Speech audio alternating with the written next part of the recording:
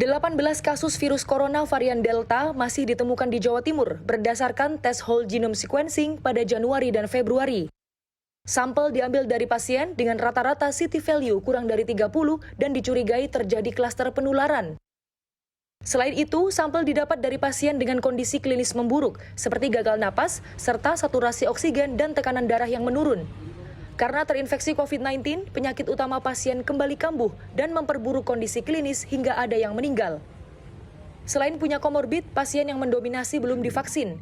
Ada pula kasus lain yang terjadi pada tenaga kesehatan yang sudah divaksin 3 kali, namun gejala yang dialami ringan dan sembuh setelah melakukan isolasi mandiri. Di Jawa Timur, dari sejumlah sampel hasil tes whole genome sequencing, 87% diantaranya terinfeksi varian Omicron dan 13% varian Delta serta varian lain. Dari hasil sequencing kita selama 2 bulan terakhir ini ya, laporan yang masuk ke kami masih ada kurang lebih 18 kasus yang ternyata kita temukan masih positif varian Delta.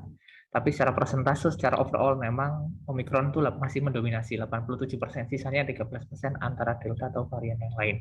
Nah, biasanya memang pasien-pasien yang terkena varian Delta ini terus habis itu belum mendapatkan vaksinasi plus punya penyakit komorbid seperti penyakit gagal jantung, diabetes, atau hipertensi, biasanya memang kondisinya menjadi memburuk, bahkan ada beberapa pun yang meninggal dunia. Menurut epidemiolog Universitas Airlangga Windu Purnomo, varian Delta tak langsung lenyap selama masih ada yang menularkan dan yang tertular. Namun, secara perlahan, varian lain mendominasi, seperti Omicron yang lebih cepat menular. Semua kelompok memiliki risiko penularan COVID-19 yang sama. Yang membedakan adalah pasien dengan gejala sedang hingga berat didominasi oleh mereka yang memiliki penyakit bawaan dan lansia. Untuk mencegahnya, diperlukan vaksinasi. Mereka yang punya gejala yang sedang sampai kritikal, itu betul-betul saat ini nyaris semuanya itu punya komorbid, ya, punya komorbid atau lansia.